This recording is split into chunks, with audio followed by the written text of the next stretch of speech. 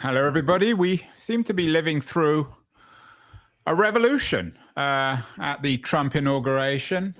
Or maybe the word isn't revolution, a revolutionary reaction. We had that famous photo at the Trump inauguration of all the billionaires, the Zuckerbergs and the Musks and the Bezoses at the inauguration. And now, in the last couple of weeks, the billionaires, or at least the Trump administration, are getting rid of many federal government workers, all jobs, for example, certain aid agencies are being cut. The federal healthcare workers are being decimated. Lots of other significant changes. Andreessen Horowitz, the largest venture capital firm in Silicon Valley, just hired Daniel Penny, who was acquitted after choking a mentally ill subway passenger in New York City. It speaks of a profound change, not just in our politics, but in our media environment. And this is a subject that my guest today, Eoin Higgins, addresses in a very relevant, prescient new book, Owned: How Tech Billionaires on the Right Bought the Loudest Voices on the Left. Eoin joins us from New York City. Eoin, would it be correct to use the R word, revolution, in terms of this new Trump regime? How would you describe it before we get on to your book? Yeah, I think that's probably right. Things have been moving very, very quickly.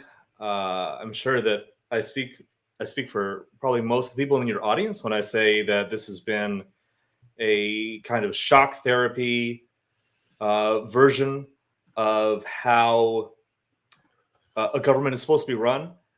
We've seen Elon Musk get into kind of the bowels of the federal government, kind of in the same way that he did with Twitter. He's doing the move fast and break things playbook that Silicon Valley prides itself on, and he's doing a lot of damage. I posted today on Twitter and Blue Sky both that I was just thinking about all the damage that they've already done. Even if they stopped right now, it would take years and years to untangle it, and doesn't seem like they're done. I think that Musk probably believes that with Twitter, he was able to strip it down and make it still works. And, he feels like maybe he's done that with other companies. So he might as well try and do that with the federal government. That appears to be, I'm not trying to speak for him, but I'm saying it appears to be kind of where he's at here with what he's doing. And so, I think that this is an example of kind of the worst kind of revolution that we could think of. The billionaires kind of doing the fox in the henhouse thing, and just with unprecedented control over almost every aspect of the federal government right now. They're in the treasury, they're controlling money. This is a crisis, and I don't think I'm overstating here to say this is a crisis unlike any other I can remember in my lifetime for the federal government. And the ramifications of it are, we can't even begin to imagine what they are. And this is all kind of comes down to, as far as like this aspect of it, really comes down to this Silicon Valley ideology, right-wing ideology that has been growing in power in that part of the economy and that part of the American industrial base for at least a decade, if not longer. But this is, even with all of that, is an unprecedented moment. Yeah, I mean, maybe listening to you, maybe a better word would be a coup. Some people believe it's a kind of coup d'etat. Is going to be a lot of legal ramifications. You talked about Musk. You had an interesting piece in LitHub on the making of what you call an anti-woke zealot. One of the things that astonishes me, Eoin, is that a year ago, even, or perhaps even 6 months ago, no one even considered Musk to be a particularly political person. Maybe let me finish the question. Sure, sorry. He went from being this classic tech bro, multi-billionaire, slightly eccentric, odd, quite a character, quite entertaining in his own way, although profoundly offensive in other ways, to being this central figure in the Trump administration. In your view, was it all planned? Did he know what he was doing, or did he just kind of iterate and realize that Trump was open to his financial support and political support? Yeah, I think he's been a political figure for a long time, primarily because his business interests have been involved with the federal government for a long time. So he's had influence over the government and influence over American politics. But I would say that certainly over the last 2 or 3 years, his influence has grown.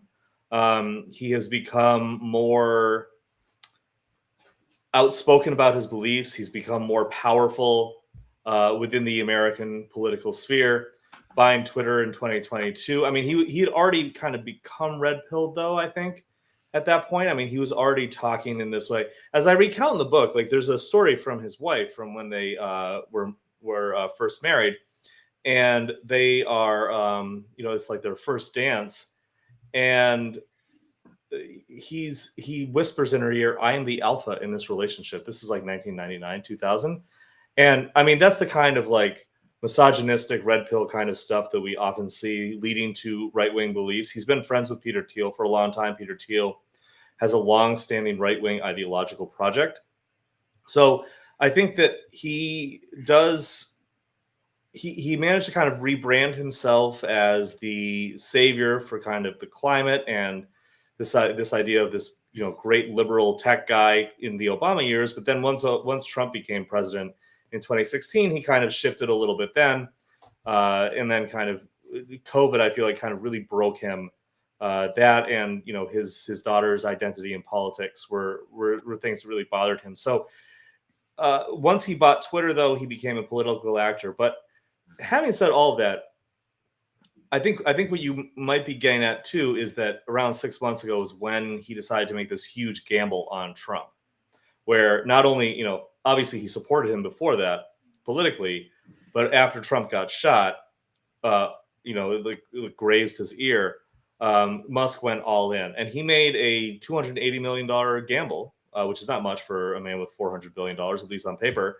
He made a $280 million gamble that he could get Trump in, and by becoming kind of indispensable to the campaign, he got a lot of influence, and now we're seeing what that influence is. Yeah, and he's clearly invested himself, not just his money, but his attention, his energy. Mark Andreessen as well. Tomorrow, I'm doing a show with Greg Beto, who's just co-written a book with Reid Hoffman on super agency. There are many people. I live in San Francisco. Most of San Francisco is a liberal city, as you know, super liberal city. Mm-hmm. Most of the people in tech in Silicon Valley, especially the large companies like Google, where my wife works, they're still, certainly, if not on the left, that they're liberals. To what extent do you believe that this shift reflects the real colors of Silicon Valley, the real colors of tech, versus just a few super wealthy people like Thiel and Musk? Well, Thiel was always on the right. Thiel and Musk and Andreessen, but most of the other tech people, like Reid Hoffman, for example, who I think was perhaps the most powerful financial backer of the Harris campaign, Silicon Valley still remains a progressive town or a progressive community. Yeah, I mean, I think that is how they're generally seen, right? Certainly, the people who are staffing these companies tend to skew to the left. The people in charge have kind of, I think, always been conservative. If you go back decades, Malcolm Harris's Palo Alto book really delves into this. And he was on the show. He's it was a very entertaining book, and he's an entertaining fellow. Yeah, he I think goes into this in detail, but I'll just kind of drift off of that just to say that there has been a right-wing politics in Silicon Valley for a long time. I think the industry for decades wanted to kind of seem apolitical. They were kind of libertarian, but they were getting money from the government, and they were just creating like this tech revolution. I think was almost happening so fast that they weren't even able to really do much else than just kind of ride the wave. And now that they've had time, like Andreessen made Netscape Navigator right out of college, right? Like that's huge, like first commercial browser. And then, he gets into it with Microsoft. And then by the end of, the 1990s, he's very rich, and he starts to, he reinvents himself as a venture capitalist. But I feel like he kind of had time to kind of get bored and kind of think about things. And he started to tilt to the right then, and has only gone further to the right. Thiel, as we've discussed, has been like this forever. So has David Sachs. Elon, questionable. I don't really know like what he believes. If anything, I think what do you make of the narrative, really. Owen? Yeah. If that some people argue, and I do a weekly tech show with Keith Tier, I think this is his position, that the Democrats lost Silicon Valley, or they certainly lost people like Trump, Musk and Andreessen, by ignoring them, by not taking them seriously. For example, Biden didn't invite Musk to a very significant meeting on electric vehicles. Is there any truth to that, or is that just a fantasy, an appropriate excuse? Well, Andreessen certainly thinks that they betrayed a deal, right? He said that on podcasts. From my perspective, if the deal is that there's no oversight or regulation of Silicon Valley in exchange for them making products and getting filthy rich, I don't know what kind of a deal that really is. That seems to be their objection here. Musk wasn't invited to that summit because he was engaging in union busting. This wasn't because he was being slighted. It was because of an action he was taking that was antithetical to what the Biden administration wanted to put out at that point. So I think that if he is complaining about that, if that's like one of the reasons that he is upset, he should maybe like look in the mirror for like why that happened. Like there's a very clear, one-to-one reason here. As far as just a general betrayal of the deal that they had with them, I think that over the years, Silicon Valley has worked with Democrats and Republicans. So they maybe felt closer to Democrats because of the Clinton years, and then because of the Obama years, because they basically had free reign under those two presidencies. But I don't think that it is out of line for the government to regulate or have oversight over this massive industry. And of course, but the minute that they started to have a problem with Democrats, of course, Republicans were only too happy to step in. I mean, the whole thing with the right wing is that they like to say that, the big problem here is social media censorship, which is basically just feeling like, let me just finish my thought though, is feeling like, they like right-wing voices are being silenced on social media. Like that's the regulatory question here, rather than, this immense power that this industry has.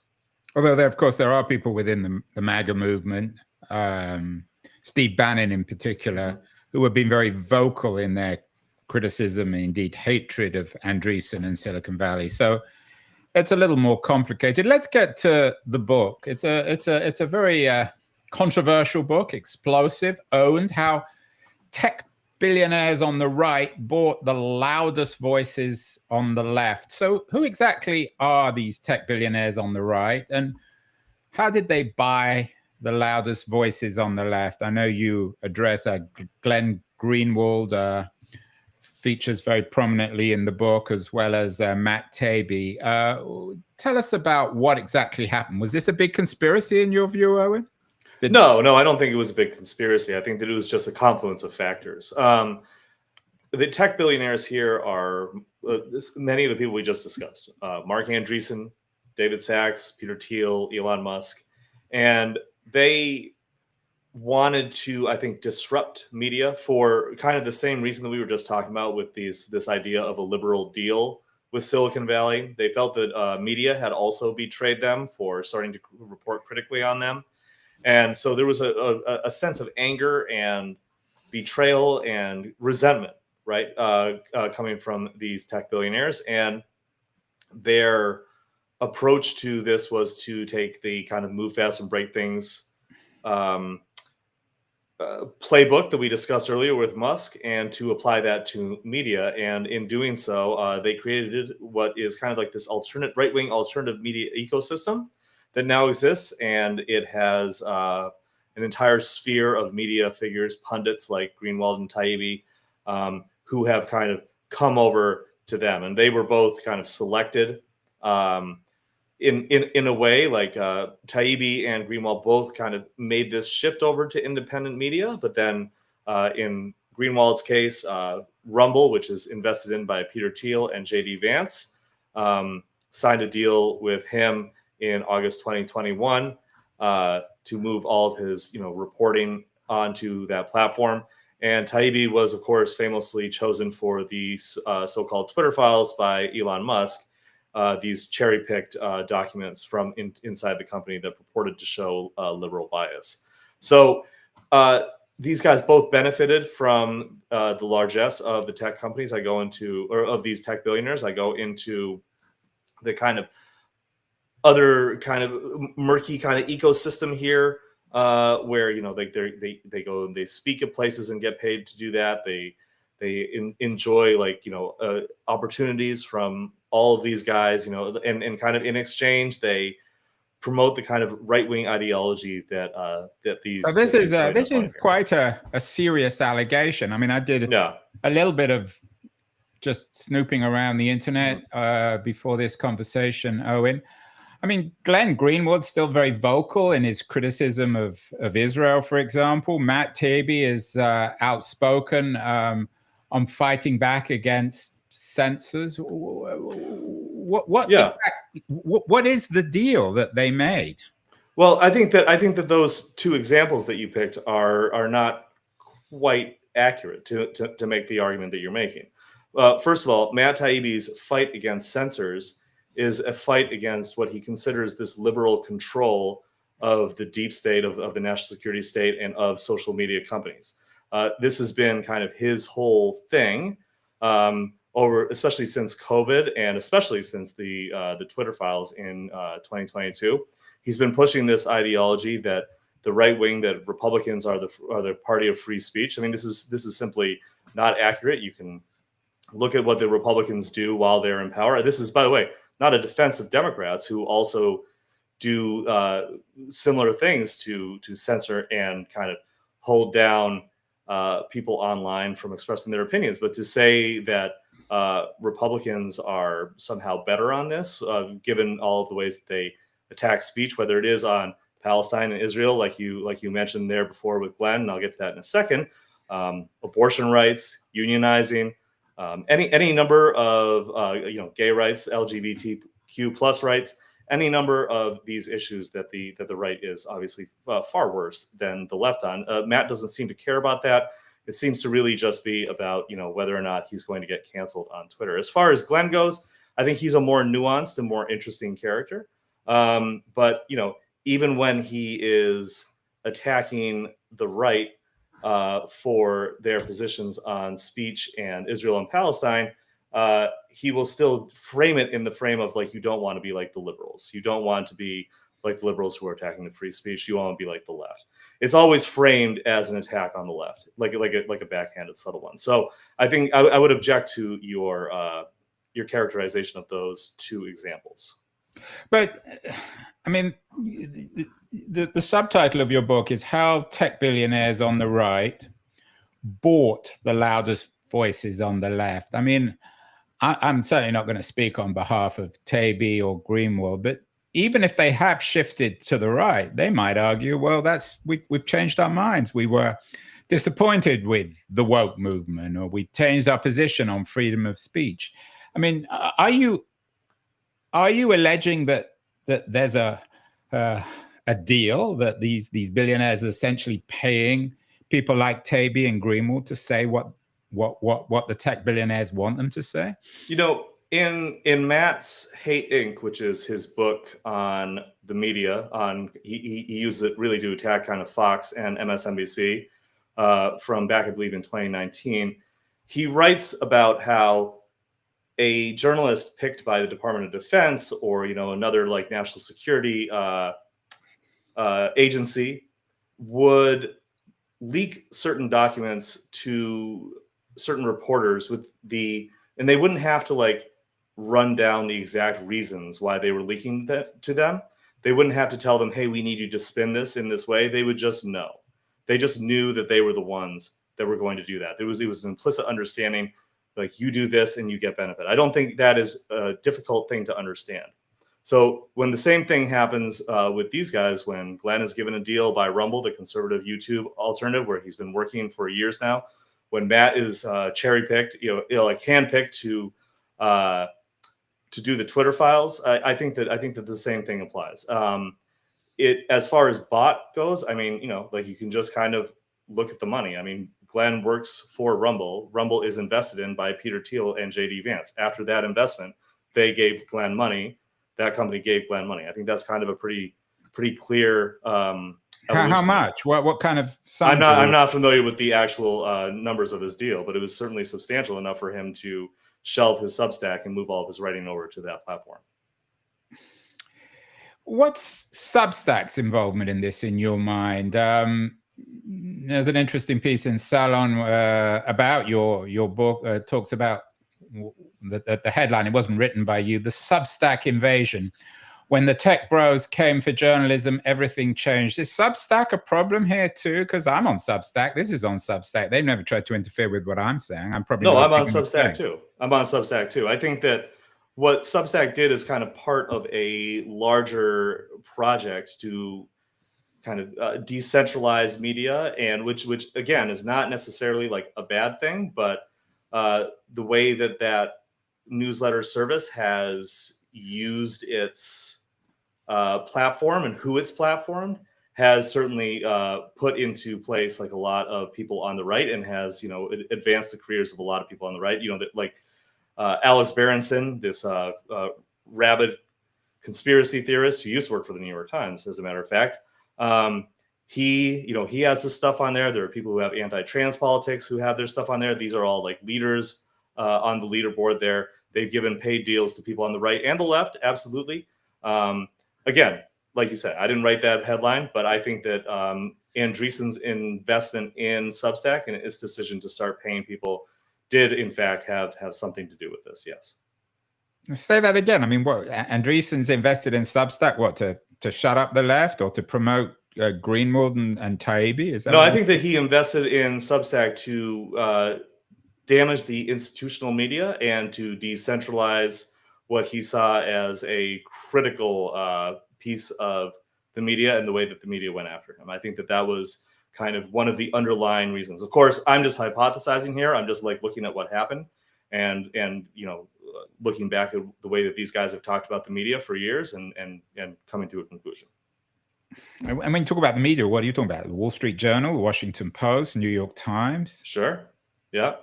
So that Andreessen invested in Substack to hurt the New York Times? Is that what you're saying? I think that he invested in Substack as well as other media outlets to kind of damage institutional media as a whole, not necessarily like specifically these institutions. Like I don't know if he was like throwing darts at a dartboard to go after these specific ones, but I think that it was an overall attack on institutional media. Yes.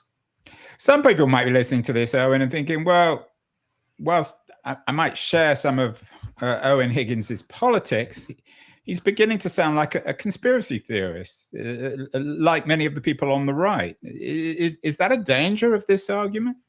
I don't think so. I mean, I'm laying out in the book like what happened, and I'm coming to certain conclusions about why that might. I do feel like you are trying to kind of funnel me into making a more explicit black and white conspiratorial argument than I am actually making in this book. But I think that what I'm doing in this book is I'm showing the evolution of how Silicon Valley went to the right and invested in all of these media properties and what happened afterwards, and also showing, examining it through looking at Glenn Greenwald and Matt Taibbi's shift to the right. Do you have in your new book, and it's a fascinating book, do you have, in your view, at least a kind of a smoking gun? I mean, what's the most compelling evidence of what you're arguing? Do you have one anecdote, one example here? Yeah, well, I've said it a few times. I think that the investment in Rumble and then paying Glenn to come over to Rumble is a pretty good smoking gun for these tech billionaires paying these journalists, right? I've said that a number of times. I mean, I guess I'm a little confused of what you're looking for exactly. But tell me more about what Rumble is. Rumble is an alternative to YouTube, a conservative alternative to YouTube that kind of came to a lot of prominence in 2020 when Republican Congressman Devin Nunes began to use it, talking about how YouTube, in his view, was stifling conversations around COVID, and he moved over to Rumble, and that kind of began the exodus over to it from people on the right. It is understood as a conservative alternative. Of course, the people who run it say that it's just a free speech alternative, but the people who they give money to are pundits on the right. The general sense of the platform is on the right, and so it's pretty easily defined as conservative. Yes. But the logic here then is that anyone who would work for Rumble or the Wall Street Journal or any other right-wing paper or media is somehow being paid off. And it's the same sort of argument that I guess conservatives make about pundits who work on YouTube or the Guardian or the New York Times. I mean, you can work for something like Rumble or the New York Times or YouTube or X or any of these other platforms and maintain a political independence, can't you? Sure, but we're talking about Glenn's politics moving to the right as one part of the story. And then we're talking about the tech investment into media, right-wing tech investment into media as another part of the story. And then this is where the two of them intersect. What about Greenwood's politics? I've always been intrigued by Greenwood's politics. Of course, he came to prominence as a columnist for The Guardian and very much involved in the Snowden case and revelations. How would you define the trajectory of his politics over the last 15 years? Has he gone from being a left-wing libertarian to a right-wing libertarian? That's an interesting way to put it. I think that it is more that Glenn's audience has shifted from the left to the right, and therefore he has worked to appeal to those different audiences in different ways by who he attacks, who he chooses to support, who he chooses not to support, what he chooses to highlight, what he chooses not to highlight. When you have a long, almost 20-year career in the media like Glenn's, especially one as prominent as Greenwald's, I think that it is difficult to talk about all of the things that he has said and done. But often people will push back on the idea that he used to be on the left. I think that is convenient for them, especially if they are on the left. I think that he was allied and aligned with the left on a lot of things. If you look at his old writing for Salon, his old writing for The Guardian, this was pretty aligned with where the liberal ideology was at the time. He was opposed to Bush. He was opposed to what the Republicans were doing. He was celebrating people like Rachel Maddow and Chris Hayes and Charlie Pierce from Esquire, people like this. Over the years, he has, in kind of tandem with his access and his opportunities to go on their shows and to enjoy their promotion, has declined. So is his opinion of them. At the same time as his opportunities to go on Fox News, for example, have increased, his opinion of the right and conservatism has increased. You can kind of track this. It's not very difficult to. I did a study on my Substack, as we were talking about Substacks back in 2021, where I looked at the way that Glenn used to refer to Fox before they had him on, and the way that they used to refer to it, the way that he referred to it after they started having him on, and it's very obvious, like the line goes up. So you're suggesting that Greenwood is a little bit of a political opportunist and that yes, he's following his own audience. His audience has shifted right, maybe from being left libertarians to right libertarians. And so Greenwood has essentially followed them to keep them happy. Sure. I mean, it's a complicated story. That's why I wrote a book about it. But to get all into all of it. But I think Russiagate had a lot to do with it. The way that Democrats reacted to the Russiagate scandal or the conspiracy theory. But I think that also I think at its base, I feel like he was probably angry with Democrats, and I mean, he says this in the book. He was upset with, because I spoke to him for it. He was upset with the way that liberals and Democrats reacted to Obama basically doing the same thing that Bush did during the war on terror, so-called war on terror, and that kind of, I think, began to isolate him from some people who within the liberal blogosphere he used to be close to. And by the time 2016 rolled around, Trump won. We then saw, Russiagate and the Democratic conspiracy theories, rather than kind of like dealing with what happened.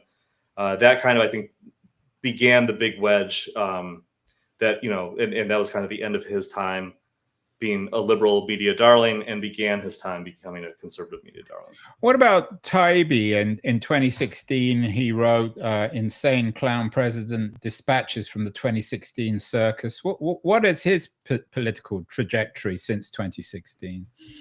Yeah, I mean, I think Matt was also frustrated by the focus on Russiagate. He wrote a lot about this. In writing about it, he earned the enmity of a lot of liberals and Democrats in the same way that Glenn did. But I think they might have. Glenn had kind of burned some bridges already. People were a little angrier with him. He wrote a book about Eric Garner and was about to go on tour for that in September 2017, when a lot of his past writings from his time in Russia resurfaced. The result of this was that he was effectively canceled. A lot of liberals jumped at the opportunity to go after him for this. And it was also a really cynical deployment of the Me Too movement at the time, because it was deployed by far right figures like Mike Cernovich and Jim Goad, who did not like Taibbi at the time. Since then, he has kind of gone kind of back. He kind of went more to the center after that, and then after COVID, he went pretty far to the right with a lot of COVID conspiracies. And then by the time that Elon Musk picked him for these carefully curated documents for the so-called Twitter files, and once he published that, I mean, now if you just go to his Twitter or X or whatever profile now, I mean, it's just like it's anti-vax conspiracies. He's still talking about Russiagate and the Twitter files. There's a bunch of transphobia. I mean, his politics. I kind of consider Matt to be more of just like a 100% bought-in culture warrior at this point, while I consider Glenn to be a kind of more nuanced, smarter figure. Where I consider him to also be a right-wing partisan, but he's smarter about it. Yeah, I was always troubled by Taibbi. Always seemed to be an apologist for Putin. How do you read his relations, not just with tech billionaires, but with the billionaires in Moscow, oligarchs? I don't really have much of an opinion on that. I mean, I think most of what he's written about Russia that I have read is either from his days as an expat during the late 90s and early 2000s, or his writing about the Russiagate stuff in the media, largely of which I agree with. So I'm, I don't know how much of an apologist for Putin he is. I mean, the stuff that I've read of his that he has written, and again, I haven't read anything he's written about Russia in a while, but back around 2017, the stuff that he was writing was kind of more, or at least my interpretation of it was more kind of asking people to, maybe take a step back and think about this logically, and not see Vladimir Putin, behind every curtain. I'm not sure what he said about Ukraine, if he got it wrong that Russia was going to invade Ukraine. I think a lot of people did at the time. I'm not really familiar with what he said or read after. I mean, you could certainly tell me if you'd like to. Greenwood and Taibbi were, of course, at first look media together, which was supported by Pierre Omidyar, who's politically on the left. Do you think that experience at first look and all the controversy there, has that encouraged them to shift to the right? What's your reading of that experience and the Omidyar piece of all this, if there is a piece? Yeah, that's an interesting. No one's asking that yet, and that's an interesting question. I think that Glenn, I have to be careful on how I say this because I don't want to say anything that might reveal a source or anything. Glenn, I think, did not enjoy the end of his time at The Intercept. I think he felt increasingly isolated there, and like he was kind of losing touch with the outlet that he had founded, and he told me that he felt that The Intercept had lost touch with its founding mission. I think that probably did affect things. I don't know to what extent it did. I certainly heard from people who were there during that last year that he did not make a secret of the fact that he was ready to go. As far as Taibbi, I mean, he had a very brief experience at First Look. There were some allegations of abusive behavior by him, and the response was to I think they did like an internal investigation, which found no wrongdoing, but he was so offended at the fact that they had done the investigation in the first place that he quit and took Racket, which was his outlet there, down without having them publish a word. So maybe that had something to do with his decision to tilt to the right, but I think that Taibbi, quite outside of his politics, it seems to be a pretty prickly figure. So I think that this is just another example of that. Yesterday we had Ethan Zuckerman, a self-described progressive, a long-time internet freedom writer, academic, talking about how in the US, he had an Atlantic piece on this, how the United States has learned to love online censorship. He's particularly critical of the embrace of anti-TikTok, anti-Chinese sentiment, trying to shut down Chinese companies, and also the continual attacks on social media. Where do Greenwald and Taibbi and some of the other people you cover in your book, where do they stand on China and on social media broadly? I'm not 100% sure how they feel about the TikTok ban. But I would imagine that they would oppose it on principle, which I think most people should. I would agree with that. As far as social media generally, I mean, I think Glenn has said on a number of occasions that he's not his best self online, right? That he tends to attack and fight with people. I think that he realizes that it is a net negative for him in a lot of ways. As it is for a lot of people. I didn't include this in the book, but I remember he was on the Tonight Show or Late Night or one of those shows. This is like way back. I think you showed that picture of him accepting the Oscar. I think it was around that time. And he said something to the effect of, I need to get off of Twitter. I mean, this is like, over 10 or 12 years ago. I'm not my best self on it. And in an article that I read, his now late husband, R.I.P.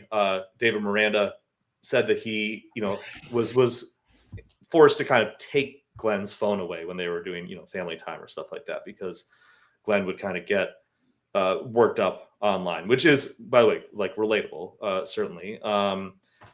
Matt, I mean, I think they both believe that there is this kind of censorship industrial complex that exists to silence people, particularly on the right. And, I don't agree with that. I don't think that is realistic.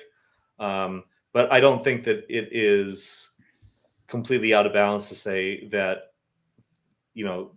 these companies, and this is here I'm speaking, this is my opinion, these companies represent a way of communicating with other people that we're still, I think, trying to understand and figure out. And one of the ways that people try to understand and figure that out is to act to restrain it and to censor it and to constrain its way of spreading communication. And so I don't think that that's a good thing. I think that that's a bad thing, but I think that some of this desire to censor is something that we've seen with every time there's an explosion in communication technology. So finally, Owen, it's a fascinating thesis and an important one. What are you trying to do in this book? Are you suggesting to your readers and people watching this that they shouldn't read Taibbi or Greenwood? Are you suggesting that other people should found media organizations opposed to the ones that Greenwood and Taibbi work for? What's the goal here? I think the goal of this book is to. I'm a journalist, but I'm a historian first. That's my background. So the point here is to describe a phenomenon, to explain the phenomenon, so that people can understand it, and then they can make their own decisions on what to do. I'm certainly not saying that that if you read Glenn Greenwald or Matt Taibbi, that you are making a mistake or that that you shouldn't do that. What I'm trying to do is just give a little more context for what you're engaging with and what you're reading and what you're, I guess in Glenn's case, watching more, because he does system update more than he writes at this point. But I'm just trying to offer people an explanation for what has happened, and especially given the kind of takeover of alternative media that we've seen from these tech billionaires, from the outlets and platforms that they are invested in. I think that it's important to understand who these people are and what their politics are. Yeah, it's an important message. So for people watching or listening and think, well, I read Greenwood and Taibbi, I need some antidotes. Who would you? I mean, obviously they need to read your book, Owned. How Tech Billionaires on the Right Bought the Loudest Voices on the Left. It's an important book. It's out this week. Who would you suggest people read to balance Greenwood and Taibbi and some of the other characters you bring up in your book? Yeah, I mean, I think that probably right now, I would say reading outlets like Wired, Mother Jones. There was a reporter there named Anna Merlin who's doing a lot of good work on the Elon Musk takeover of the government, the Silicon Valley attack on the federal government. I think right now that's probably the most important stuff. I think that I don't know if I would say an antidote, right? Because I don't think, or a balance, or a balance. I think a balance is better, because the antidote kind of makes it sound like like reading or listening to these guys is by itself like a bad thing. That's certainly not what I'm saying. Like a snake bite. It's not a snake bite. Yeah, exactly. Yeah. So the anti-venom, right? I think I think if you find a balance of good mainstream and good alternative media, and you consume a wide variety of content, and especially if you're someone who's really into reading about the news, especially when it comes to tech and politics, I think that that's probably the best way to go. Ken Klippenstein is on Substack. He used to work for The Intercept. He gets a lot of documents leaked to him. Like I said, Anna Merlin at Mother Jones has been doing great work. Wired in general has been doing fantastic work. Ryan Mack, Mike Isaac, and the rest of the tech team over at the New York Times are great. Again, I think those institutional media, those big mainstream names like the Times, the Wall Street Journal, Washington Post, they have really great reporting. And then the kind of, I guess I wouldn't call them like second tier, but kind of they're not these big institutions, stuff like Wired, Mother Jones. Those are the nation. I don't mean to. No. Go ahead. I don't mean to keep on repeating the same question, Owen, but Bezos, of course, owns the Post. A lot of conservatives were always very critical. Now he's switched over. Some people are very critical now. Is that compatible with the argument, given that you're promoting people who work for the Post that's owned by Bezos? Does that perhaps suggest that media isn't quite as simple as owners paying their writers or stars to promote a certain ideological agenda? Well, sure. I think I made a nuanced argument both in the book and in this conversation, and I think that nuance exists. I think that people who read the post should understand that Bezos is somebody who owns it and made that intervention into their endorsement process in November, attended the inauguration as you're showing there on screen. But there are journalists there. Evan Hill comes to mind, who does a lot of great kind of video analysis reporting. There are good reporters at these institutions, even if these institutions are owned by people who perhaps are not ideal. Yeah, you could say the same, of course, about the Murdoch papers, particularly the Wall Street Sure. Journal. Well, Eoin Higgins, an important new voice, not new voice, old voice, new book, Owned, how tech billionaires on the right bought the loudest voices on the left. A must read. Thank you so much. Best of luck.